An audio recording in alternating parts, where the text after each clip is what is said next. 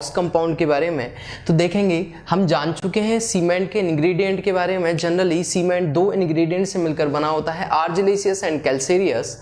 And अगर मैं बात कर रहा हूं कि उसके मेन इसके अलावा कौन कौन से इंग्रेडिएंट हो सकते हैं, तो मैं आपको एक ट्रिक बता चुका था, दैट इज लॉस में है एम्स, लॉस में है एम्स, लॉस में है AIIMS. So simply L for lime, S for silica, A for alumina, iron oxide, magnesia, sulphur. Okay, इसके अलावा भी हम जिप्सम के बारे में बात कर चुके हैं, इसके अलावा भी हम एल्कलीज के बारे में डिस्कस कर चुके हैं। अभी हम जो पढ़ने वाले हैं वो है आपके बॉक्स कंपाउंड। तो मैं आपको जैसा कि डिस्कस कर चुके हैं कि बॉक्स कंपाउंड क्या चीज़ है, तो बॉक्स कंपाउंड हम बेसिकली पढ़ेंगे बॉक्स कंपाउंड से इंट्रोडक्शन से। बॉक्स कंपाउंड तो समझेंगे, बॉक्स कंपाउंड के बारे में एक एक करके डिस्कस करेंगे। बॉक्स कंपाउंड क्या होते हैं? जब हम सीमेंट के अंदर पानी मिलाते हैं, जब सीमेंट के अंदर पानी मिलाया जाता है तो एक पेस्ट प्रिपेयर होता है, साथ में कुछ एक हीट लिबरेट होती है। लेकिन हीट लिबरेट होती है जिसके कि हम हीट ऑफ हाइड्रेशन कहते हैं, जैसा कि हम डिस्कस कर चुके हैं ऑलरेडी।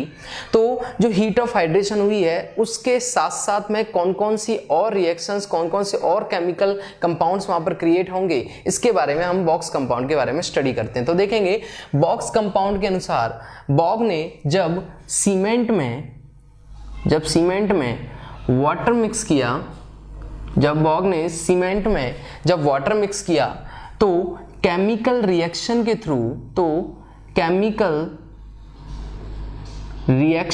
थ्रू यहां पर कुछ केमिकल कंपाउंड्स बनते हैं, केमिकल कंपाउंड्स बनते हैं जिन्हें हम बॉक्स कंपाउंड कहते हैं। बेसिकली मैंने आपको सिंपल सी डेफिनेशन बताई, जब सीमेंट पे हम वाटर मिक्स कर देते हैं, जब सीमेंट का हाइड्रेशन होता है तो उस टाइम केमिकल रिएक्शन के रिजल्टेंट कुछ केमिकल कंपाउंड बनते हैं जिन्हें बॉक्स कंपाउंड कहते हैं। तो बेसिकली मैं इसका नाम लिख चुका हूं, that these are box compound. Okay, so देखें कौन कौन से ऐसे बॉक्स कंपाउंड हैं, किसका क्या काम है, वो सारी चीजें अपन एक एक करके देख के समझते चले जाते हैं। तो सबसे पहले जो इन्होंने बॉक्स कंपाउंड है, सबसे पहला that is C3A। The name of the full form of the C3A is tricalcium aluminate. It is tricalcium aluminate. The chemical formula of tricalcium aluminate is 3CaO dot Al2O3, tricalcium aluminate. Okay, तो देखिए tricalcium aluminate क्या है, कितनी percentage ये beer करता है cement में, इसका क्या काम होता है। तो मैं आपको सारी चीजें बताता हूं कि सबसे पहले यदि अपन इसके परसेंटेज की बात करें तो इसकी परसेंटेज 4 to 14% होती है सीमेंट में C3A की परसेंटेज 4 to 14% होती है। साथ में ये सीमेंट के अंदर with in 24 hours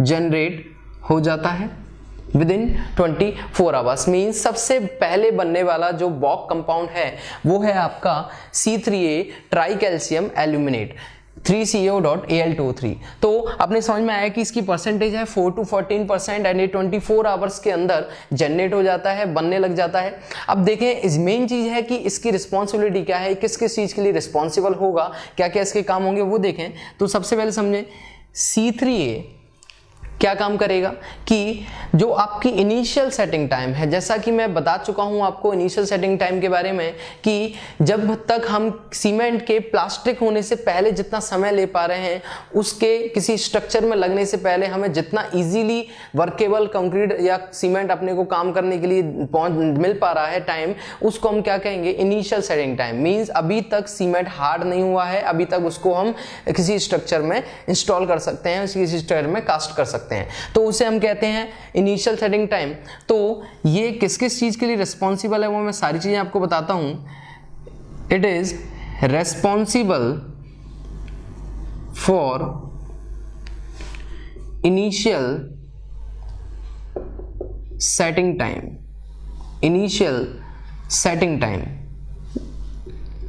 initial setting time, ये इनिशियल सेटिंग टाइम के लिए जिम्मेदार होता है। मेन चीज एग्जाम में अगर क्वेश्चन पूछे, अगर आपसे हम जितने भी क्वेश्चन, जितने भी एग्जाम्स हैं, आपके गेट है, आपका आईएएस है, या फिर आपका एसएससी है, या आपका कोई भी स्टेट जेईई एग्जाम है, उन सब में conventional as well as objective question जितने भी बनेंगे वो सारे हम साथ साथ डिस्कस करते हुए चलेंगे, और साथ में आपको मैं एक एक कॉन्सेप्ट को बहुत अच्छे से समझाऊंगा। तो देखें, C3A का रिस्पॉन्स किसके लिए रिस्पॉन्सिबल है? इनिशियल सेटिंग टाइम के लिए। अब इनिशियल सेटिंग टाइम जैसा कि हम जान चुके हैं कि किसी भी सीमेंट को किसी स्ट्रक्चर में लगाने से पहले हमें कितना टाइम है जो वर्केबिलिटी के लिए मिला हुआ है, तो उसको अपन क्या कहेंगे? Initial setting time. अब साथ में मैं आपको जिप्सम के बारे में बताऊं तो मैं पहले भी आपको बता चुका हूं कि जिप्सम एक रिटार्डर की फॉर्म में काम करता है सीमेंट में। जिप्सम एक रिटार्डर है, gypsum is a retarder, gypsum एक रिटार्डर है। लेकिन मैंने आपको बताया that is the formula of chemical formula of gypsum is CaSO4.2H2O।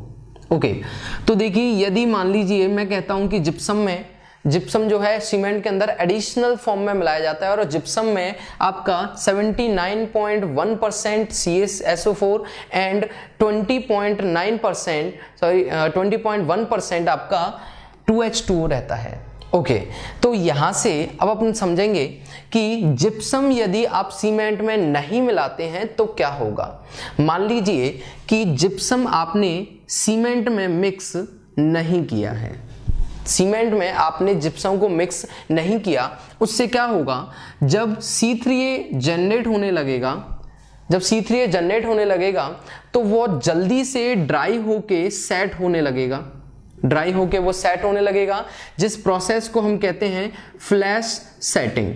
Flash setting यानी कि जब सीमेंट को अपन बिना जिप्सम के देख रहे हैं, जब उसमें पानी मिलाया जाएगा, जिस ऐसे सीमेंट में जिसमें हमने जिप्सम नहीं मिलाया है, तो उसमें C3A बहुत जल्दी से फॉर्म होने लगेगा और 5 मिनट के अंदर आपका सेट हो जाएगा, जिसे हम कहते हैं फ्लैश सेटिंग। ये भी आपका एक ऑब्जेक्टिव क्वेश्चन बन जाता है, आईएएस में भी आ चुका है ये question, that is flash setting. 5 minute में यदि सीमेंट नहीं बनता है या सीमेंट नहीं जम जाता है तो उसे अपन कहेंगे फ्लैश सेटिंग। किस कारण से हुआ? CaSO4 जिप्सम की मात्रा ना मिलाने के कारण, या इम्प्रॉपर परसेंटेज ऑफ जिप्सम को मिलाने के कारण ये सब हुआ। ठीक है, तो देखते हैं इसमें कि अगर मैं अब कहता हूं कि मान लीजिए मैंने जिप्सम मिला दिया है, तो जिप्सम जब मिला दिया है तब वो अपना क्या काम कर रहा है वो भी अपन समझ लेते हैं। मान लीजिए कि मैंने जिप्सम को मिला दिया है, जिप्सम क्या करता है? C3A पर जिप्सम C3A पर काउंटर स्ट्राइक करता है, जिप्सम C3A पर काउंटर स्ट्राइक करता है और C3A के बनने की प्रोसेस को स्लो कर देता है, C3A की प्रोसेस को स्लो कर देता है, जिसकी वजह से C3A सेट नहीं होता है एंड आगे के केमिकल कंपाउंड को बनने में भी हेल्प करता है। तो आपके समझ में आया कि जब जिप्सम को अपन मिलाते हैं तो C3A के संग ये रिएक्शन करता है, और रिएक्शन कैसे? काउंटर स्ट्राइक के थ्रू ये रिएक्शन करता है और C3A की स्पीड को स्लो कर देता है। तो आपके समझ में आया 3COAl2 ट्राई कैल्शियम एल्यूमिनेट को 4 to 14% इसकी परसेंटेज होती है सीमेंट में, साथ में इसको 24 आवर्स में जनरेट होने में टाइम लगता है, 24 आवर्स में जनरेट होने लग जाता है, और ये इनिशियल सेटिंग टाइम के लिए रिस्पॉन्सिबल होता है। यहाँ पर जब सीमेंट के अंदर जिप्सम, जब अपन मैन्युफैक्चरिंग पढ़ेंगे तब आपको बताऊंगा कि सीमेंट में किस तरीके से जिप्सम मिलाया जाता है। जब सीमेंट में जिप्सम मिलाया जा रहा है तो जिप्सम की मात्रा को मिलाने से क्या होगा? जब C3A बनेगा, पानी मिलाएंगे, जब अपन एक पेस्ट क्रिएट करेंगे सीमेंट में पानी मिलाकर, तो वहां पर C3A पर काउंटर स्ट्राइक करने के लिए जिप्सम का काम होगा या यूज किया जाएगा, जिससे क्या होगा? C3A के बनने की प्रोसेस थोड़ी स्लो हो जाएगी, और वही हमें चाहिए क्योंकि हम नहीं चाहते कि हमारा सीमेंट फ्लैश सेटिंग की कंडीशन में जाए। ओके, तो देखें C3 अपने समझ में आ चुका है काउंटर स्ट्राइक की फॉर्म में। अब आगे ये और किसके लिए जिम्मेदार हो सकता है? ये जितनी भी अनडिजायरेबल प्रॉपर्टीज होती हैं, जितनी भी अनडिजायरेबल प्रॉपर्टीज होती हैं, उन सबके लिए कौन रेस्पॉन्सिबल है? रेस्पॉन्सिबल है आपका जिप्सम, सॉरी आपका C3A। तो C3A आपका दोनों चीजों के लिए रिस्पॉन्सिबल है, इनिशियल सेटिंग टाइम के लिए भी रिस्पॉन्सिबल है, साथ में आपका रिस्पॉन्सिबल है अनडिजायरेबल प्रॉपर्टी। जितनी भी अनडिजायरेबल प्रॉपर्टीज होंगी आपके सीमेंट में, उन सब के लिए भी कौन जिम्मेदार रहेगा? C3 आपका जिम्मेदार रहेगा। तो बहुत सिंपल, ये अपने समझ में आ गया है इसके बारे में। ओके, अब मैं आपको एक बात करता हूं कि यदि किसी जगह पर C3A की मात्रा ज्यादा है तो उस जगह पर जो आपका सल्फेट अटैक्स होंगे, आपके सीमेंट के ऊपर जो सल्फेट अटैक होंगे, आप स्ट्रक्चर जिसमें आपने सीमेंट यूज किया है, जब सल्फर अटैक होंगे तो उस समय पर बहुत ज्यादा प्रॉब्लम होगी और अपना स्ट्रक्चर डैमेज होने लगेगा किसी ना किसी रीजन से। तो वो रीजन क्या है समझें कि यदि मान लीजिए सीमेंट में if the percentage of C3A is more than, if the percentage of C3A is more than less resistance against sulfate attacks, तो अपने समझ में आया है कि जब सीमेंट में C3A की परसेंटेज ज्यादा होगी तो सीमेंट सल्फेट अटैक से अपने आप को नहीं बचा पाएगा, और वो हम नहीं चाहते हैं अपने स्ट्रक्चर के अंदर, क्योंकि सल्फेट अटैक से हम चाहते हैं हमारा जो स्ट्रक्चर है वो बचा रहे हैं, जिसकी वजह से एफ्लोरेंस जैसी प्रॉब्लम क्रिएट नहीं हो। तो उस जगह पर क्या किया जाता है, जब आप सुपर सल्फेट सीमेंट, जैसा कि आप नाम जानते हैं, आगे मैं डिस्कस करूंगा टाइप ऑफ सीमेंट में, जब कभी भी हम सुपर सल्फेट सीमेंट बनाते हैं, तो मैं यहाँ पर एक बार डिस्कस कर लेता हूं कि जब कभी भी हम सुपर सल्फेट सीमेंट को बनाएंगे तो उस जगह पर मान लीजिए मैंने बनाया सुपर सल्फेट सीमेंट,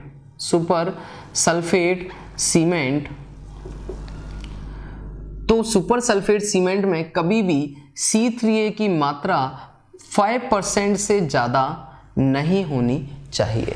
C3A की परसेंटेज 5% से ज्यादा कभी भी नहीं होनी चाहिए सुपर सल्फेट सीमेंट के अंदर। ओके, अच्छा, अब इसके बारे में आप देखिए जान चुके हैं।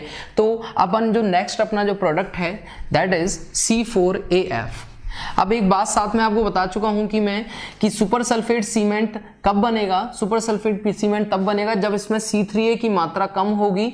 कि C3A की मात्रा कम होने से क्या होगा, उसमें सल्फेट अटैक्स की जो प्रोसेस है वो स्पीड बढ़ जाएगी। ओके, तो देखें साथ में C3A के बारे में अगर मैं आपको एक और डिस्कशन करूं तो C3A सबसे पहले बनने वाला प्रोडक्ट है, तो इसमें हीट ऑफ हाइड्रेशन की वैल्यू भी सबसे ज्यादा होगी। क्या होगी? हीट ऑफ हाइड्रेशन की वैल्यू भी इसमें सबसे ज्यादा होगी, जिसको अगर मैं बात करूं heat of hydration in C3A is 860 joule per gram. तो इसमें हीट ऑफ हाइड्रेशन की जो परसेंटेज है, जो मात्रा है, that is 860 joule per gram in C3A। तो सबसे पहले याद रखें कि C3A में सबसे ज्यादा हीट ऑफ हाइड्रेशन आपकी होती है। तो यही चीज हमेशा ध्यान रखेंगे, हीट ऑफ हाइड्रेशन की यदि परसेंटेज की बात कर रहा हूं तो सबसे ज्यादा जो हीट होगी वो किसमें होगी? C3 में होगी, क्योंकि सबसे पहले बनने वाला प्रोडक्ट है। ओके, अब इसके बारे में अपन डिस्कस कर चुके हैं। सेकंड जो आपका प्रोडक्ट है वो अपन देखने वाले हैं C4AF। C4AF that is टेट्राकैल्शियम एल्यूमिनोफेरेट। तो देखें इसके बारे में भी सुनेंगे कि सबसे पहले बात करूंगा इसकी परसेंटेज के लिए। तो इसकी जो परसेंटेज होती है वो है आपकी 10 to 18 इसकी परसेंटेज होती है सीमेंट के अंदर। दूसरी चीज कि इसकी हीट ऑफ हाइड्रेशन तो सबसे ज्यादा नहीं होती है, लेकिन ये खुद हीट ऑफ हाइड्रेशन के लिए रिस्पॉन्सिबल होता है। ये रिस्पॉन्सिबल होता है हीट ऑफ हाइड्रेशन के लिए, responsible for heat of hydration.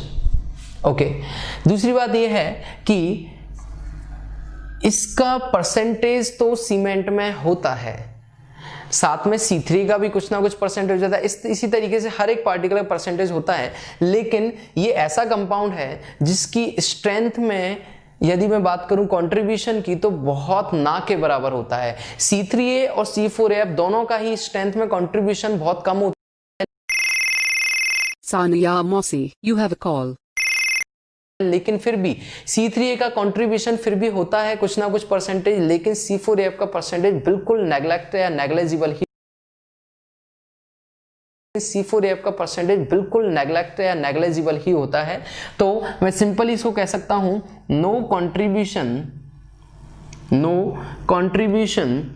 In strength, no contribution in strength, कि इनका स्ट्रेंथ में कोई भी कंट्रीब्यूशन नहीं होता है, ये चीज आपको याद रखनी है। ओके, समझ में आया है। यदि मैं इसके बारे में बात करता हूं कि इसकी हीट ऑफ हाइड्रेशन कितना होगा, हीट ऑफ हाइड्रेशन की वैल्यू क्या होगी, तो देखें हीट ऑफ हाइड्रेशन ऐसा नहीं है कि इसमें सबसे कम होगा या ज्यादा होगा, इसलिए मैं आपको साथ में एक टेबल भी बनवाऊंगा C3 इसके लिए, C4AF या जितनी भी इनकी वैल्यूज होंगी उन सबके लिए, तो एक अपन टेबल देखेंगे हीट ऑफ हाइड्रेशन की भी, साथ साथ मैं आपको डिस्कस करता रहूंगा। तो no contribution in strength, strength में इसका कोई कंट्रीब्यूशन नहीं होता है, साथ में ये भी 24 आवर्स के अंदर जनरेट हो जाता है, ये भी सीमेंट में 24 आवर्स के अंदर जनरेट हो जाता है आपका। ओके, जो नेक्स्ट वन है आपका दैट इज C3S। तो अपन नेक्स्ट जो ऊपर पढ़ रहे हैं दैट इज C3S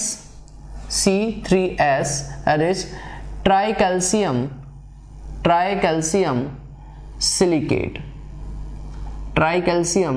सिलिकेट। अब देखेंगे यदि हम केमिकल फॉर्मूला देखें, chemical formula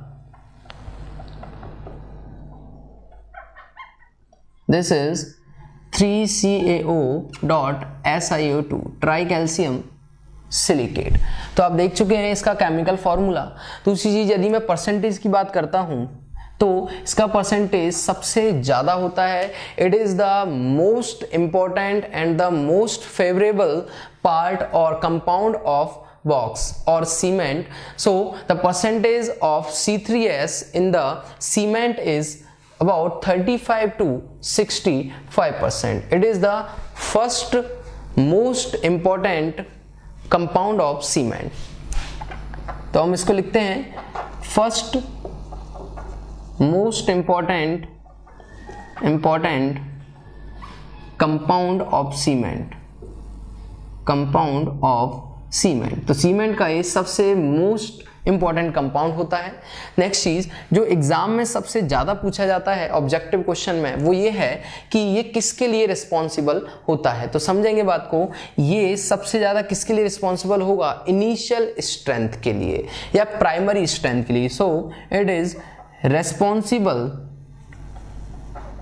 responsible for initial strength,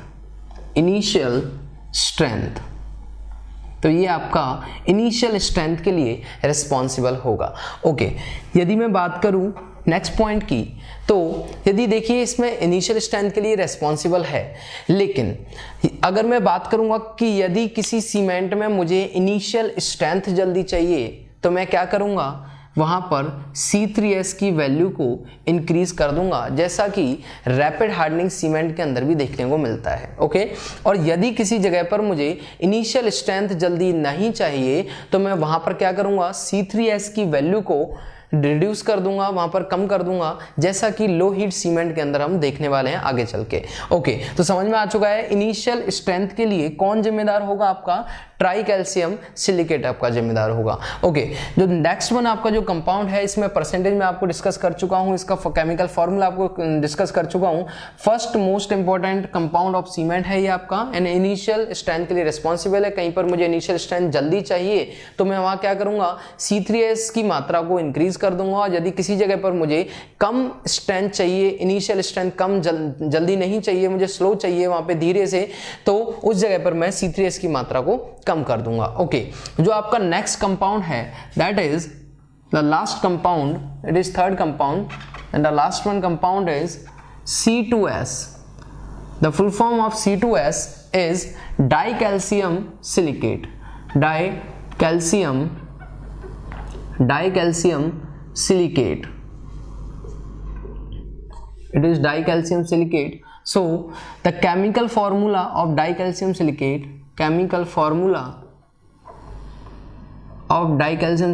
is 2CaO.SiO2. It is the chemical formula of C2S, and just like that, जैसा कि यहाँ हम देख पा रहे हैं कि ये फर्स्ट मोस्ट इंपॉर्टेंट कंपाउंड है सीमेंट का, as well as it is the second most important compound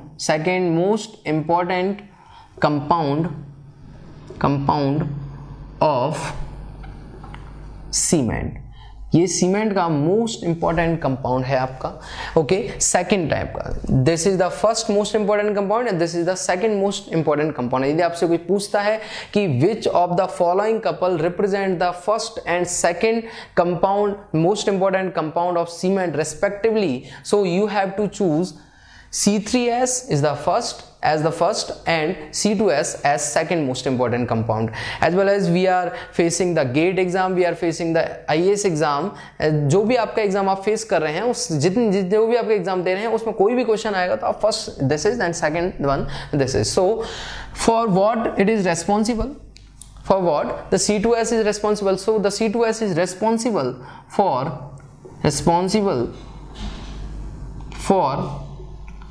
ultimate strength, responsible for ultimate strength। so C3S is responsible for initial strength and C2S is responsible for ultimate strength, or it is also known as final strength। so C2S is also responsible for final strength। हम जान चुके हैं यहाँ तक कि कौन किस काम को कर रहा है, कौन किसके लिए रिस्पॉन्सिबल है, सारी चीज़ें अपन समझ चुके हैं।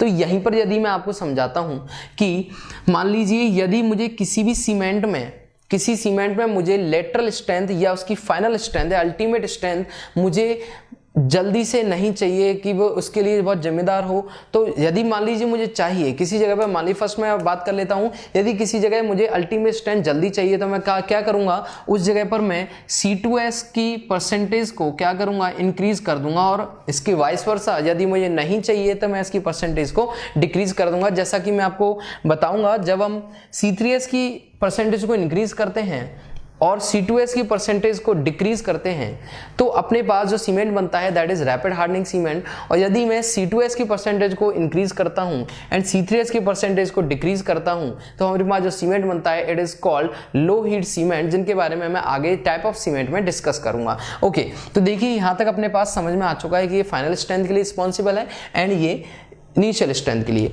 And the percentage of C2S in the cement is 15% to 35%, 50% to 35%। सो यहाँ पर हम बहुत अच्छे से समझ चुके हैं कौन कितनी परसेंटेज रखेगा, क्या किसकी परसेंटेज होगी।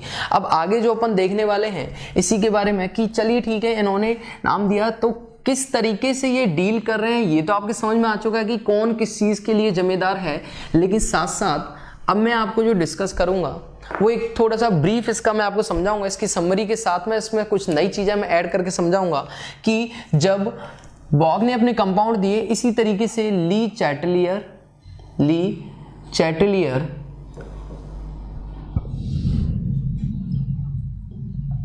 एंड बॉरहोमन, तो इन दोनों ने भी कुछ हाइपोथेसिस रखी, कुछ रिसर्चेज करी और उन्होंने देखा कि उनके जो बनाने वाले कंपाउंड्स हैं वो same to same Bogue's compound जैसे ही दिखाई देते हैं। तो जब अपन इस चीज़ को डिस्कस करते हैं कि ली चैटलियर के जो कंपाउंड्स हैं वो कुछ बिल्कुल बॉक्स कंपाउंड जैसे दिखाई दे रहे हैं, तो उन्होंने कुछ ना कुछ क्रिएट किया रिलेशन उनके बीच में, और वो किस तरीके से हुआ तो मैं आपको वो बताता हूँ। साथ साथ मैं आपको एक समरी क्रिएट करूँगा। तो सबसे पहला जो मैं आपके सामने नाम लिख रहा हूँ दैट इज C3A, जो आपका फर्स्ट कंपाउंड है। The percentage of C3A is 4 to 14%। The second one compound is C4AF। The percentage of C4AF is tetracalcium aluminoferrite, percentage is 10 to 18%। The percentage of C3S is 35 to 65%, 35 to 65%. The fourth one, the last one is C2S. The percentage of this is 15% to 35%. Okay. Now we have discussed about the percentage of C3A, C4AF, C3S and C2S as well as according to the Lee Chatelier and बॉरहोमन। इन सब के नाम क्या हैं वो भी अगर अपन देखें तो समझें आप C3A को या C4AF को बोरहॉमन ने या लेचेटलियर ने या C3 क्या नाम दिया इनको, वो मैं आपको एक ट्रिक से समझाऊंगा। वो ट्रिक आई होप आपको अच्छी पसंद आएगी और साथ में आपके हेल्पफुल भी रहेगी एग्जाम में उन चीज़ों को रिकॉल करने के लिए। तो देखें, मैं बात करता हूँ सबसे पहले यहाँ पर F के लिए। तो देखें, मैं 4 नाम आपके सामने लिख रहा हूँ और किसको मैंने क्यों लिखा मैं वो आपको समझाता हूँ। मैंने आपको बताया the first most important compound of cement is C3S. I have discussed above the first most important compound of cement is C3S, so I gave it A grade. I gave it A grade. मैं इसको A grade दे देता हूँ। Okay, the second one is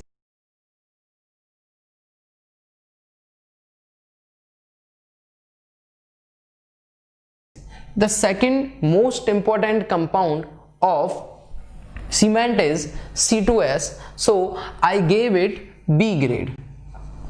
I gave it B grade. Okay, now the third one is the C, the alphabet C comes at third position, A, B and C, so it comes on third position in the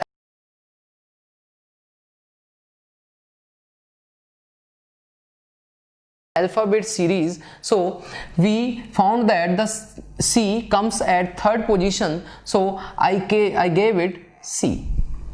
And finally the C4AF name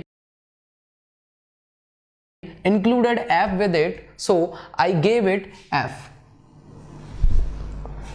Again I discussed that why should I give A grade to C3S, because it is the most important compound of cement, and why we should give B grade to C2S, because it is the most important second compound of cement, and why I should give C grade to C3A, because C comes at third position in alphabet series, so I give it C grade. And finally C4AF have on included the F point or F alphabet, so I gave it F position.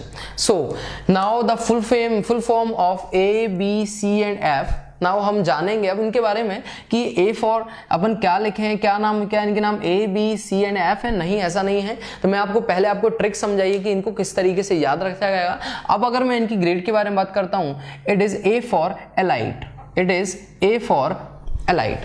Now for B, it is B for belite, it is B for belite. Now it is C for silite and F for phyllite. Now I hope you are very well understanding that A for alite, belite, silite and phyllite.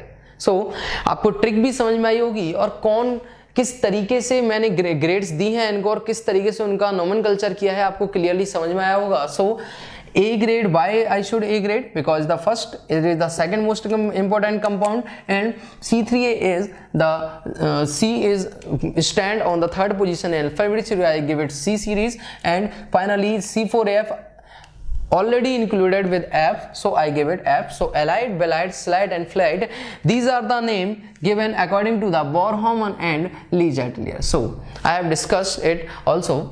Now अगर अपन यहाँ पे briefly अपन देखें कि alite, belite, silite and phyllite का काम क्या है, तो सबसे पहले मैं बात करूँगा C3 की, that is responsible for IST. It means initial setting time. It means initial setting time. Initial setting time. Okay. Why for what C4AF is responsible? So it is responsible for, we हम जैसा कि हम पहले ही बता चुका हूँ, C4AF is responsible for HOH. It is heat of hydration. Heat of hydration. Okay. The next one is C3S. Well known is the C3S is responsible for initial setting time, initial strength, not setting time, initial strength. And finally the C2S is responsible for final or ultimate strength.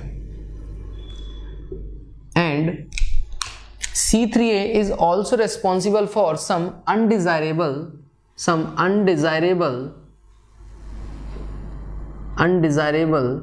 property. also. So अब यहाँ पे हम discuss कर चुके हैं box compound के बारे में, लेकिन क्या यहाँ पर बॉक्स कंपाउंड कंप्लीट हो जाते हैं या आपने कंप्लीट समझ में आते हैं? ऐसा नहीं है। तो देखें अपन बॉक्स कंपाउंड के लिए हम कुछ और चीजें समझते हैं। अब आपके समझ में आ चुका है एलाइड, ब्लाइट, स्लाइड, फ्लाइट हमने किस तरीके से नाम दिया है, क्या इनका परसेंटेज है, किस तरीके से हम इनको डील कर रहे हैं। ओके, अब जो आगे आपका टॉपिक, अब इसी में जो मैं आपको समझाने वाला हूँ वो ये है कि चलिए आपने, जब मैंने एक बार आपको बताया कि जब मैंने सीमेंट के अंदर वाटर मिक्स किया तो वहां पर सिंपली एक पेस्ट बना। पहले मैंने उसको एक पेस्ट बोला, फिर मैंने बताया जब सीमेंट पे पेस्ट मिलाया तो उसमें से हीट निकली तो उसको हीट ऑफ हाइड्रेशन भी बोला। और हीट ऑफ हाइड्रेशन सबसे ज्यादा किसमें होगी, सबसे कम किसमें होगी, ये मैं अभी डिस्कस करूंगा। उसके बाद मैंने आपको बताया जब सीमेंट में अपन वाटर मिलाते हैं तो कुछ केमिकल कंपाउंड बनते हैं जिन्हें हम बॉक्स कंपाउंड कहते हैं। अब box compound C3A, C4AF, C2S, C3S इन सब के बारे में अपन डिस्कस कर चुके हैं, इनका परसेंटेज, इनके काम। अब मैं आपको बता रहा हूं कि चलिए हीट ऑफ हाइड्रेशन समझ लिया, सब कुछ आपने समझ लिया, तो मेन चीज है कि जब अपन पानी मिलाते हैं तो कितने परसेंटेज या कितना वॉल्यूम ऑफ वाटर की जरूरत पड़ेगी आपके सीमेंट को एक होमोजीनियस और आइसोट्रोपिक पेस्ट की फॉर्म में चेंज करने के लिए। तो सबसे पहले मैं बात करता हूं, the topic we are discussing is hydration of cement. It is hydration of cement. So we are discussing now hydration of cement. So what is the hydration of cement? Simply mixing the water in the cement is called hydration of cement. Simply it is called, the mixing of water in cement is called hydration of cement. But अगर हम इसका discussion करें तो किस तरीके से होगा वो अपन देख लेते हैं। सो देखें कि कितना परसेंटेज पानी की जरूरत पड़ेगी। तो सबसे पहले बात करूंगा मैं 23% water is required, 23% water is required for hydration of C3S and C2S। तो हमें सबसे पहले जो 23% वाटर का रिक्वायरमेंट होगी वो किस लिए होगी, C3S एंड C2S इन दोनों के हाइड्रेशन के लिए। देखिए ये 23% ही क्यों है, बेसिकली यदि मैं बात करता हूं तो C3S के लिए ये परसेंटेज होती है 24 एंड C2S के लिए ये परसेंटेज होती है 21 and the average of this 24 and 21 is we are taking 23%। Okay, तो इसके बारे में अभी आप जान चुके हैं। चलिए ठीक है, बहुत सिंपल सा ये कॉन्सेप्ट मैंने आपको बताया है कि जो पानी को जब अपन मिक्स करेंगे सीमेंट में, पेस्ट बनाना है अपने को, तो पेस्ट बनाने के लिए जो सबसे पहले मैं 23% वाटर यूज करूंगा वो किस लिए काम में आ रहा है, वो काम में आ रहा है C3S एंड C2S के हाइड्रेशन के लिए। तो वो सिंपल मेरे, चलिए समझ में आ चुका है, C3S C2S के हाइड्रेशन के लिए। अब अगर मैं आगे बात कर रहा हूं कि the 50% water is also required, 50% more water is also required. So why we are using extra 15% water to mix the cement? So here we are discussing that 50% water is also required to fill the pores in cement. So देखें cement में जो 23% water है वो आपका C3S and C2S के hydration के लिए काम में आ गया, एंड बचा कुचा जो अपने एक्स्ट्रा 15% जो वाटर अपन ने मिलाया वो आपका जितने भी पोर्स अब बचे हैं, जितने भी पोर्स रह गए आपके, जो एक्स्ट्रा जो स्पेस बचा हुआ है उनको फिल करने के लिए क्या काम में आ गया, आपका एक्स्ट्रा 15% वाटर आ गया। अब अगर मैं बात करता हूं इस एक्स्ट्रा 15% वाटर को मैं क्या कहता हूं, तो इस एक्स्ट्रा 15% वाटर को मैं कहता हूं जेल वाटर। तो इसको अपन क्या कहते हैं, it is called gel water. तो अपने समझ में आया। तो फाइनली यदि मैं कहता हूं कि total percentage of water required is 23% plus 15%, so it is 38% finally.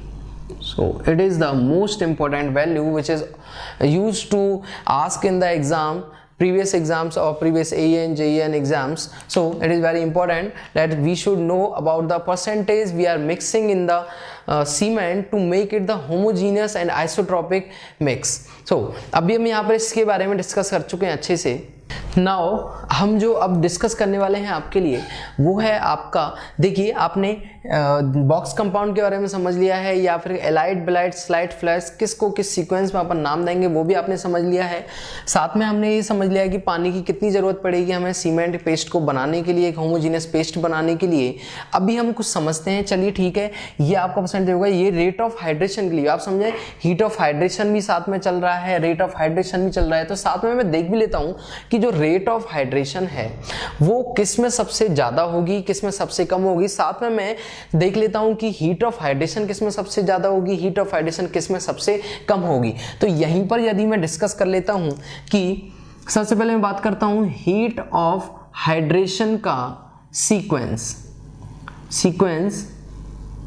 तो देखें यदि मैं देखता हूं इनका असेंडिंग या डिसेंडिंग ऑर्डर यदि मैं देखता हूं, तो देखिए सबसे पहले सबसे ज्यादा जो हीट ऑफ हाइड्रेशन होगी वो किस में होगी. मैंने बताया था सबसे पहले प्रोडक्ट कौन सा बन रहा है, C3A. सबसे पहला जो प्रोडक्ट है दैट इज C3A. तो C3A में सबसे ज्यादा percentage of heat of hydration होगी. देन उससे कम यदि मैं देखता हूं that is in the C3S. तो C3S में उससे कम हीट ऑफ हाइड्रेशन होगी. देन उससे कम यदि मैं देखता हूं that is in C4AF. And finally the least value of heat of hydration is in the C2S. सो हम जान चुके हैं चारों के बारे में कि हीट ऑफ हाइड्रेशन का यदि मैं सीक्वेंस देखता हूं तो C3A में सबसे ज्यादा और C2S में सबसे कम होता है. यहीं पर साथ में यदि मैं याद करने के पॉइंट ऑफ व्यू से देखूं तो यदि मैं देखता हूं रेट ऑफ हाइड्रेशन का सीक्वेंस, तो रेट ऑफ हाइड्रेशन में भी याद रखें C2S का रेट ऑफ हाइड्रेशन सबसे कम होता है. याद रखेंगे C2S का रेट ऑफ हाइड्रेशन सबसे कम होता है. यदि मैं इससे ज़्यादा देखना चाहता हूं तो इस रेट ऑफ हाइड्रेशन होता है C2S का, उससे ज़्यादा C3A and finally maximum rate of hydration is in C4AF. तो रेट ऑफ हाइड्रेशन साथ में हीट ऑफ हाइड्रेशन की मैंने आपसे बात की है. तो रेट ऑफ हाइड्रेशन सबसे ज़्यादा होगी C4AF की, बट सबसे लीस्ट जो होगी वो C2S की होगी. As well as heat of hydration सबसे ज़्यादा होगी C3A की, लेकिन सबसे कम होगी C2S की. तो समझ में आया है कि C2S के लिए heat of hydration and rate of hydration दोनों ही लीस्ट होती हैं. ओके, यदि मैं बात करता हूँ केमिकल रिएक्शन की फॉर्म में, तो देखेंगे केमिकल रिएक्शन की फॉर्म में कौन सबसे पहले बनता है एंड कौन सबसे लास्ट में. तो देखें सबसे पहले बनता है C3A, then C4AF, then C3S, then finally C2S. तो सबसे लास्ट में आपका C2S बनता है, सबसे पहले आपका C3A बनता है, जो कि आपको काउंटर स्ट्राइक करता है जिप्सम के साथ. ओके, तो देखें नेक्स्ट अगर मैं बात करता हूँ स्ट्रेंथ की, तो देखें स्ट्रेंथ का रेशियो, तो सबसे ज़्यादा जो स्ट्रेंथ होती है वो किस में होगी. तो याद रखेंगे हमेशा सबसे ज़्यादा स्ट्रेंथ किस में मानी जाएगी, आपकी C3S के अंदर. अब बात करेंगे कि सर ऐसा क्यों है कि C3S के अंदर, क्योंकि यह इनिशियल स्ट्रेंथ जब आने लगेगी वही अपनी मैक्सिमम स्ट्रेंथ होगी. फाइनल जो स्ट्रेंथ आ जाएगी वो इतनी ज़्यादा मैक्सिमम नहीं होगी जितनी C3S की वजह से होगी. Then C2S, okay, then C3S, C3A and finally C4AF. It is the increasing order of strength. C3S has maximum strength, then after this C2S has less strength than C3S, and in the sequence C3A, then finally C4F. तो C4AF की वजह से मैं आपको पहले ही बता चुका हूँ कि कोई स्ट्रेंथ नहीं आती है, लेकिन C3S की वजह से मैक्सिमम स्ट्रेंथ आपकी आती है. तो ठीक है, अपन इसके बारे में भी जान चुके हैं कौन कितनी परसेंटेज रख रहा है, कौन किस तरीके से काम कर रहा है. तो आगे यदि मैं आपको बताता हूँ तो अब जो अपन पढ़ने वाले हैं that is the manufacturing of cement. तो अपन यहाँ तक सब कुछ समझ चुके हैं, आपको सब कुछ समझ में आ चुका है. अब अपन मैन्युफैक्चरिंग ऑफ सीमेंट पढ़ने वाले हैं. तो मैन्युफैक्चरिंग में आप जानते हैं जनरली मैन्युफैक्चरिंग के लिए जो इंग्रेडिएंट थे उनके बारे में मैं पहले भी डिस्कस कर चुका हूं कि सीमेंट में basically argillaceous and calcareous product का यूज किया जाता है। तो मैं सबसे पहले बात कर रहा हूं मैन्युफैक्चरिंग ऑफ सीमेंट की। सो अपन देखते हैं मैन्युफैक्चरिंग क्या है। तो मैन्युफैक्चरिंग मींस कौन कौन से प्रोसेस आपकी मैन्युफैक्चरिंग में आने वाले हैं जिससे आपके पास एक बहुत अच्छा एक सीमेंट तैयार होगा जो कि आपके स्ट्रक्चर को बहुत स्ट्रांगनेस प्रोवाइड कराएगा और फेलियर होने के चांसेस काफ़ी कम होने वाले हैं। तो देखें बहुत सिंपल सा एक कॉन्सेप्ट आपको समझ में आता है कि रॉ मटेरियल्स हैं उनको एक क्रशर के अंदर या उनको एक मिल के अंदर उनको क्रश किया जाता है। उनको क्रश करने के बाद हम अलग अलग होपर्स के अंदर कलेक्ट कर लेते हैं। कलेक्ट करने के बाद उनको अलग अलग तरीके से, जैसे कि मैं कौन सा प्रोसेस अपन यूज करें, ड्राई और वेट डिपेंड्स कि अपन अलग अलग होपर्स को यूज कर रहे हैं तो किसको अपन को वॉश करना है, किसको अपने को क्रश करना है, किसकी ग्राइंडिंग करनी है। एंड देन फाइनली हम इनको सही प्रोपोर्शन में मिक्स करके आगे अपन रोटरी किलिन में भेज देते हैं। रोटरी किलिन में एक टेम्परेचर पे वहाँ क्लिंकर्स और नोड्यूल्स जनरेट होते हैं और नोड्यूल्स को जब बाद में डेसिकेटर में ठंडा करने के बाद जब अपन उनको ग्राइंडर में वापस से भेजते हैं, सीमेंट के साथ में जिप्सम भी मिक्स कर दिया जाता है, तो अपने पास एक बहुत ही अच्छा homogeneous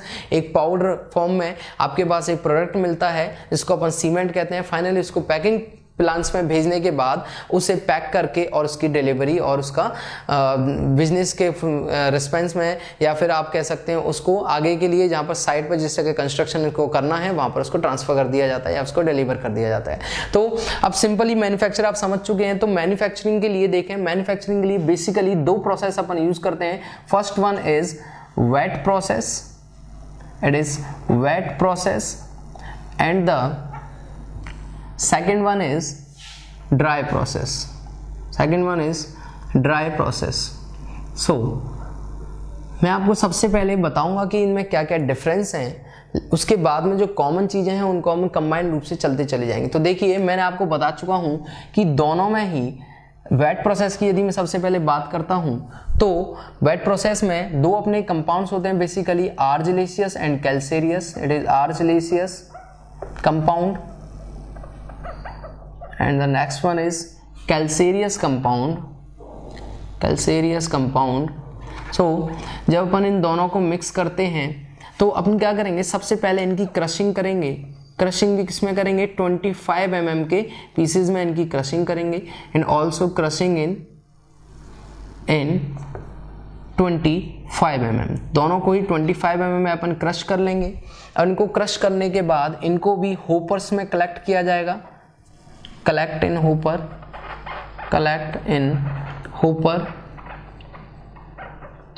also collect in hopper। अब देखिए कि जब अपन क्रश करते हैं तो ध्यान रखें कि आर्जिलेशियस कंपाउंड को अपन वॉश करते हैं यहाँ पर वॉश मिल के अंदर। सिंपली मैं आपको साथ में बता भी देता हूँ कि इसी जगह पर यदि प्रोसेस लिखता हूँ तो मैं लिखता हूँ वॉश इन वॉश मिल। इनको क्या करते हैं अपन वॉश मिल के अंदर इनको वॉश करते हैं हाइड्रो से, H2O के हेल्प से। क्यों करते हैं, क्योंकि आर्जिलेशियस कभी भी केमिकल रिएक्शन नहीं करता वाटर के साथ और हम कैल्सीरियस कंपाउंड की क्रशिंग करते हैं, इनको वॉश मिल में अपन वॉश नहीं करते हैं। आगे मैं देखता हूं इनको यदि मैं बात करूं करेक्ट प्रोपोर्शन के अंदर इनको मिला दिया जाता है। करेक्ट प्रोपोर्शन मिक्सिंग इनकी की जाती है, करेक्ट प्रोपोर्शनल मिक्सिंग इनकी अपन करेंगे और जो करेक्ट प्रोपोर्शनल मिक्सिंग आपकी होगी उसको करने के बाद हम इसे प्री एग्जॉस्टेड के हेल्प से हीट करेंगे। Heat with the help of pre exhausted gas, with the help of pre exhausted gas at 800 degree Celsius. 800 degree Celsius पर इनको प्री एग्जॉस्टेड गैसेस से अपन क्या करेंगे, हीट करेंगे, इनको सुखाएंगे, इनको यहाँ पर बर्न करने से पहले। देन उसके बाद हम इनको कहाँ भेज देंगे, रोटरी किलिन के अंदर। Fed in rotary kiln, fed in rotary kiln, rotary kiln में हम इनको भेज देंगे। तो अपने यहाँ तक समझ में आया। अब अगर आगे मैं प्रोसेस बात करता हूँ यहाँ से आगे की, तो देखें रोटरी किलिन जो होता है आपका, ड्राई प्रोसेस अपन बाद में डिस्कस करेंगे। तो देखें रोटरी किलिन कुछ इस तरीके का दिखाई देता है। रोटरी क्लीन में हम फेड कर दिया अपन ने रोटरी क्लीन के अंदर। तो रोटरी क्लीन देखें कुछ इस तरीके का आपको दिखाई देगा। रोटरी क्लीन आपका 1/30 के स्लोप पर, इट इज इंक्लाइंड इन 1/30, तो 1/30 के स्लोप पर आपका ये इंक्लाइंड रहता है। साथ में यदि मैं इसकी डायमेंशन की बात करूंगा तो ये 90 to 120 मीटर आपका लेंथ सस्टेन ऑब्टेन कर लेता है, या 90 to 120 मीटर इसकी लेंथ होती है। और यदि मैं इसके डाया की बात करूंगा तो it have 3 to 4 metre dimension. तो अपन ने उसके बारे में पता चल गया है। अब अपन क्या करते हैं कि सबसे पहले यहाँ पर अपन क्या प्रोवाइड कराएंगे, जो रॉ मटेरियल हमने जो अभी प्रिपेयर किया है आर्जिलेसियस और कैल्केरियस से, तो अपन यहाँ पर क्या करेंगे, रॉ मटेरियल आपका प्रोवाइड कराएंगे। रॉ मटेरियल जहाँ पर जब आप प्रोवाइड कराएंगे तो ये ग्रेविटी एक्शन के थ्रू धीरे धीरे रॉ मटेरियल आपका आगे की तरफ बढ़ता जाएगा, क्योंकि ये 1/30 के स्लोप पर इसको इंक्लाइंड किया हुआ है। ओके, एग्जाम में अगर पूछता है आपसे सो आप इसका स्लोप बता सकते हैं 1/30 के स्लोप पर। ओके, सो अगर अपन आगे देखते हैं तो धीरे धीरे जब ये आगे की तरफ इसमें चैम्बर्स बने होते हैं, कुछ चैम्बर्स इसमें अलग अलग बने होते हैं, जब उनसे होते हुए अपना रॉ मटेरियल जब निकलता है तो टेम्परेचर धीरे धीरे इंक्रीज होने लगता है इस चैम्बर के अंदर। और जब टेम्परेचर की वैल्यू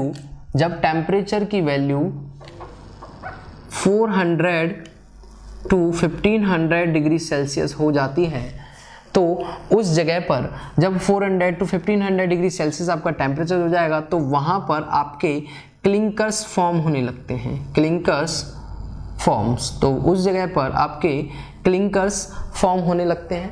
तो सिंपली जब क्लिंकर्स आपके फॉर्म होते हैं तो यहाँ पर इनको डेसिकेटर में ठंडा किया जाता है। डेसिकेटर में इनको कूलिंग की जाती है ऑफ क्लिंकर्स। देखें कि मैं बात कर चुका हूं इसके बारे में कि टेम्परेचर आपका 400 डिग्री टू 1500 डिग्री सेल्सियस। इससे क्या होगा, जब टेम्परेचर इतना होगा तो ये आपका रॉ मटेरियल छोटे छोटे बॉल्स के रूप में आपका टूटने लगेगा। बॉल्स के रूप में आपके पास एक मटेरियल क्रिएट करेगा जिसको अपन क्लिंकर्स कहते हैं। यदि मैं साइज ऑफ क्लिंकर्स की बात करूं तो क्लिंकर का साइज याद रखेंगे हमेशा 3 mm to 20 mm होता है। तो 3 mm to 20 mm के कुछ नोड्यूल्स आपके पार्टिकल्स बनेंगे जिनको अपन क्लिंकर्स बोल रहे हैं। बाद में उनको अपन डेसिकेटर्स में ठंडा करते हैं। अब बात ये आती है कि हम इससे ठंडा क्यों करें, हमें जरूरत क्या पड़ रही है इसको ठंडा करने की डेसिकेटर में। तो ठंडा करने की जरूरत इसीलिए है कि आप समझें बात को, यदि आपने डायरेक्टली इसको वॉल मिल या ट्यूब मिल के अंदर यदि इसको ग्राइंड करने के लिए रख दिया, जैसा कि अपन यहाँ पर भी इसकी ग्राइंडिंग, जैसे आप समझें कि यदि मैं क्रशिंग पार्ट को यहाँ पर शॉर्ट फॉर्म में यहाँ पे लिख देता हूँ, आर्जिलेसियस कैल्केरियस कंपाउंड आपके हैं। यदि मैं बात करता हूँ इनकी क्रशिंग करने के बाद भी इनको तो आप वॉश मिल में सिंपली वॉश कर देते हैं एंड इनको आप क्या कर देते हैं, क्रशिंग या फिर कह सकते हैं आप इनकी क्रशिंग की, और उसके बाद इनको आप ग्राइंड कर देते हैं आप बॉल मिल के अंदर या ट्यूब मिल के अंदर। बॉल मिल के अंदर आपने ग्राइंड कर दिया एंड कलेक्ट करके आप इसको प्रोपोर्शनल जैसे मिक्स करते जा रहे हैं। तो आप यहाँ पर आपको इसलिए जरूरत नहीं थी क्योंकि ये मटेरियल का टेम्परेचर बहुत लो था, सिंपल एक टेम्परेचर था, नॉर्मल टेम्परेचर पर थे, इसलिए इनको ठंडा करने की जरूरत नहीं है, ऑलरेडी ये लो टेम्परेचर पर। लेकिन यहाँ पर अपन ऑलरेडी देख चुके हैं कि the temperature is 400 degree to 1500 degree Celsius when the clinkers are forming, so it is the very high temperature. So if we pour the clinkers in the grinder or in the ball mill or tube mill directly for grinding, so the blades of ball mill or tube mill will melt. क्या होगा कि जब अपन clinkers को डाल रहे हैं उसमें जो आपका बॉल मिल या ट्यूब मिल होगा ग्राइंडिंग के लिए, तो फाइनली होगा क्या कि उस जगह पर आप क्लिंकर्स जो फॉर्म हुए हैं डायरेक्टली वो उनका टेम्परेचर बहुत ज़्यादा है, और वो जो ब्लेड हैं जो बॉल मिल या ट्यूब मिल लगे हुए हैं उनका टेम्परेचर से एक रिलेशन होता है, और वो क्या करेंगे, उन ब्लेड्स को मेल्ट कर देंगे और उनका शेप खराब हो जाएगा और उस जगह पर अपनी जो मशीन है वो काम करना बंद कर देगी। सो उस जगह के लिए इनको डेसिकेटर में पहले जो या तो आप कह सकते हैं जो कूल एयर्स होती हैं, या फिर आप कह सकते हैं इसको फ्लोइंग ऑफ वाटर से अपन क्या करते हैं, इनको ठंडा कर देते हैं। सो जब इनको ठंडा कर दिया जाता है उसके बाद इनको ग्राइंडिंग के लिए वॉल मिल या ट्यूब मिल में भेज दिया जाता है। ट्यूब मिल में एंड ग्राइंडिंग करते टाइम इस जगह पर हम जिप्सम की मात्रा मिलाते हैं, तो gypsum is mixed about 3 to 4%। सो हम जब ग्राइंडिंग कर रहे होते हैं उस टाइम पर इसमें 3 to 4% अपन क्या मिलाएंगे, जिप्सम मिलाएंगे, जिससे क्या होगा, initial setting time of cement during the operation at in the field increases, so we have the sufficient time to operate with cement। so हमें टाइम मिल चुका होगा अच्छे से सीमेंट के संग काम करने के लिए, किसके रीजन से, इस जिप्सम के मिक्स होने के रीजन से। फाइनली जो आपके पास प्रोडक्ट बना है it is called cement, and इस सीमेंट को अब हम पैकिंग प्लांट्स में भेज सकते हैं। तो इसको मैंने भेज दिया है पैकिंग प्लांट्स में, पैकिंग प्लांट्स के अंदर, और पैकिंग प्लांट्स में जाने के बाद इसकी जो पैकिंग की जो बैग होगा उस बैग का वेट अगर अपन देखें दैट इज 50 kg, और यदि लीटर में बात करूंगा इट इज 35 लीटर। तो आप इस डाटा को भी अच्छे से याद रखेंगे that it is the 50 kg bag in packing plants to pack the cement, और in liter it is 35 litre. So हम यहाँ पे डिस्कस कर चुके हैं आपका वेट प्रोसेस। साथ में आपको बता देता हूँ जब वेट प्रोसेस में इनको मिक्स करते हैं तो 40% वाटर कंटेंट होता है, जबकि हम जब ड्राई प्रोसेस में इसको जब मैन्युफैक्चरिंग करते हैं तो उस जगह पर आपका ओनली 14% मीन्स 14% वाटर होता है। तो अब आप जनरली बेसिकली ये मैं डिफरेंस में बात करूंगा। तो यदि बात करें मैं ड्राई प्रोसेस की, तो देखिए मैं वेट प्रोसेस आपको कंप्लीटली समझा चुका हूँ। यदि इसी जगह पर मैं बात करता ड्राई प्रोसेस के बारे में, तो देखें ड्राई प्रोसेस होता है आपका, तो कंपाउंड होते हैं आर्जिलेशियस, क्रशिंग होती 25 mm के केसेस में, जैसा कि पहले हो चुका है 25 mm के पीसीज में इनकी अपन क्रशिंग करते। उसके बाद अपन क्या करते, जैसा कि इसमें वॉश मिल यूज किया गया है, इसकी जगह हम दोनों को ही ग्राइंडिंग करते बॉल मिल के अंदर, ग्राइंडिंग इन बॉल मिल।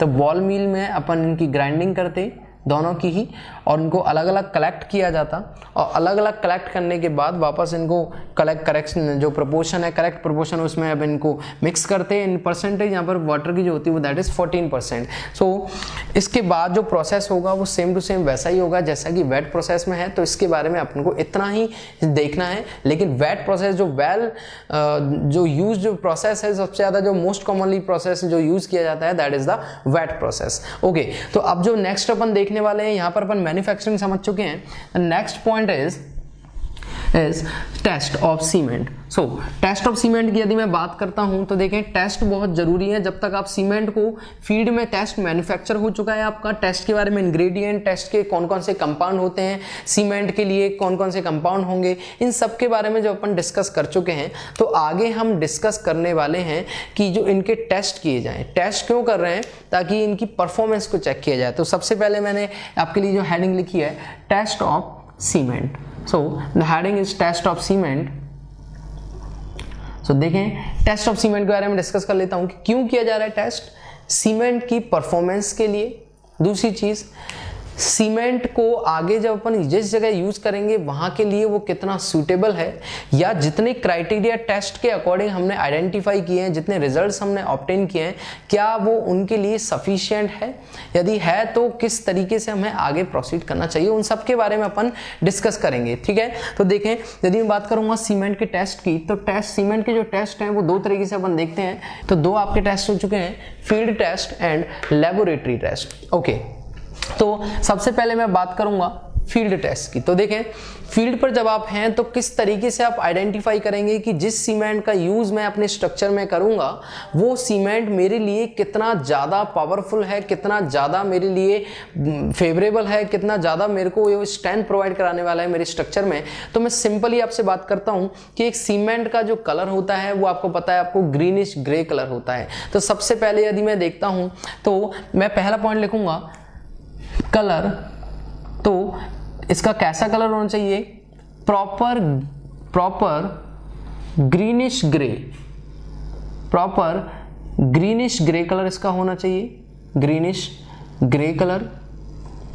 दूसरा अगर मैं बात करूंगा कि इसका स्ट्रक्चर कैसा दिखाई देना चाहिए, तो जो स्ट्रक्चर है आपका वो होमोजीनियस होना चाहिए, यानी कि जो आपका स्ट्रक्चर आप देख रहे हैं उसमें होमोजीनियस मीन्स, देखिए होमोजीनियस क्या होता है मैं आपको बता देता हूँ। होमोजीनियस मीन्स कि ये आपके 3 मटेरियल्स हैं, इन तीनों मटेरियल में मान लीजिए 4 पार्टिकल हैं आपके, तो मैं बात करूँगा 3 पार्ट्स की। दैट इज सबसे पहला है आपका homogeneous, the second word is isotropic, isotropic आप बहुत अच्छे से जानते हैं नामों को, लेकिन थोड़े अगर कंफ्यूज भी रहते हैं तो आपको मैं क्लियर कर देता हूँ। Homogeneous, isotropic and homogeneous plus isotropic, या फिर कह सकते हैं होमोजीनियस एंड आइसोट्रोपिक। तो देखें क्या होता है, कौन सी चीज क्या है वो आप समझें कि होमोजीनियस मीन्स कि जितने भी आपके पार्टिकल्स दिखाई दे रहे हैं, तो मैं कहूँगा यदि किसी एक मटेरियल में एक पॉइंट पर सभी डायरेक्शनों में यदि उस मटेरियल की प्रॉपर्टी सेम है, जितनी भी डायरेक्शन है आपकी सभी डायरेक्शन में यदि उस मटेरियल की प्रॉपर्टी सेम है, so only at one point, यदि किसी एक मटेरियल में it is isotropic and it is homogeneous means यदि किसी भी एक मटेरियल में एक पॉइंट पर सभी डायरेक्शन में यदि किसी मटेरियल की प्रॉपर्टी सेम है, so it is called isotropic.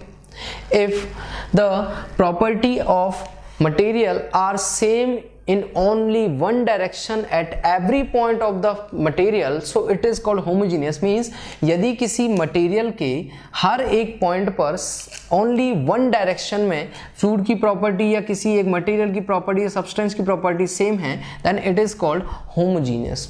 और यदि किसी भी एक मटेरियल के सभी पॉइंटों पर सभी डायरेक्शन में फ्लूइड की प्रॉपर्टी सेम है, it is called isotropic and homogeneous. So आपको समझ में आया, एक पॉइंट सभी डायरेक्शन आइसोट्रोपिक, सभी पॉइंट एक डायरेक्शन होमोजीनियस, सभी पॉइंट सभी डायरेक्शन आइसोट्रोपिक एंड होमोजीनियस। अब आपको अच्छे से समझ में आ चुका है, तो अपना जो स्ट्रक्चर है वो होमोजीनियस होना चाहिए। नेक्स्ट जो आपका पॉइंट है दैट इज कि यदि हम एक अपने हाथ में थोड़ा सम अमाउंट ऑफ सीमेंट अगर अपन ले लेते हैं और उस सीमेंट को यदि अपन फिंगर्स के बीच में रब करके देखते हैं तो हमें स्मूथ लगना चाहिए, हमें स्मूथ फील होना चाहिए। तो ये भी एक अपन फील्ड में या साइड पर अपन जब सीमेंट को चेक कर रहे हैं तो उस जगह पर अपन चेक कर सकते हैं। तो मैं कह सकता हूं इसके लिए that smooth feeling while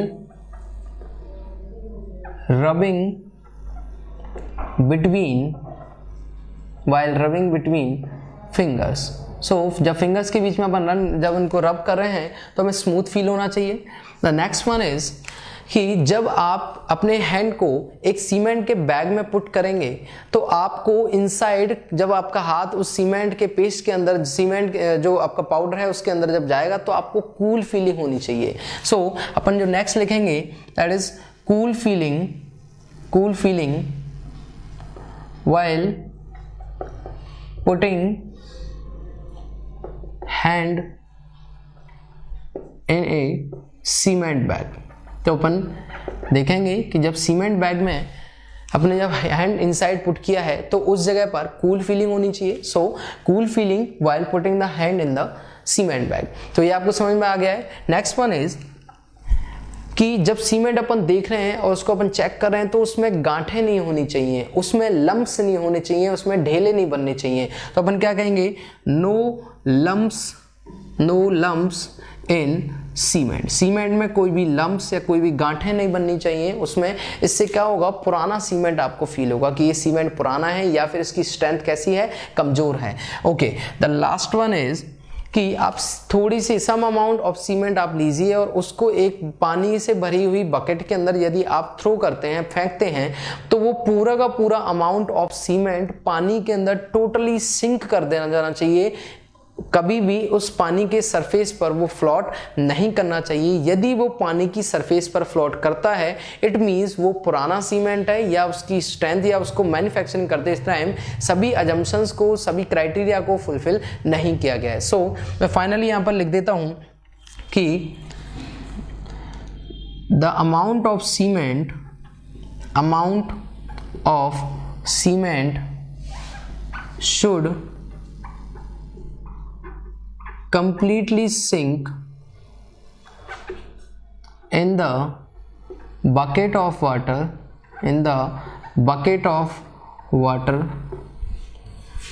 while throwing it in a water bucket,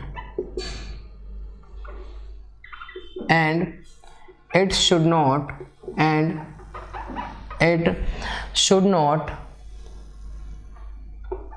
float at surface। तो आपको समझ में आ चुका है, जो मैं अपन टेस्ट पढ़ रहे हैं उस सारे टेस्ट के बारे में डिस्कस कर चुका हूं कि colour properly greenish grey colour होना चाहिए, स्ट्रक्चर उसका होमोजीनियस होना चाहिए, उनका टेक्सचर जो है यानी कि जब फिंगर्स के बीच में रब करेंगे तो स्मूथ फीलिंग होनी चाहिए। उसके बाद यदि मैं अपने हाथ को किसी सीमेंट के बैग में इनसाइड पुट करूंगा तो उस जगह पे अपने को कूल फीलिंग पता चलनी चाहिए, स्मूथ फीलिंग के साथ में आपको हैंड इनसाइड पुट करने पर कूल फीलिंग होनी चाहिए। नेक्स्ट वन इज उसमें कोई लंप्स नहीं होनी चाहिए, कोई गांठें नहीं होनी चाहिए। लास्ट वन इज जब अपन एक अमाउंट ऑफ सीमेंट को जब अपन एक बकेट के अंदर फेंकते हैं तो वो टोटली सिंक कर जाना चाहिए, कभी भी फ्लॉट नहीं करना चाहिए अपने स्ट्रक्चर के अंदर। तो आपको समझ में आ गया है कि टेस्ट अपन किस तरीके से डिस्कस करते हैं। अब मैं बात करूंगा, ये आपके सारे टेस्ट हो चुके हैं जिसके हेल्प से आप फील्ड में भी टेस्ट कर सकते हैं अपने मैन्युफैक्चर्ड सीमेंट को कि आगे अगर मैं इसको यूज कर रहा हूं तो ये कितना ज्यादा वैल्यूएबल होगा मेरे स्ट्रक्चर के लिए।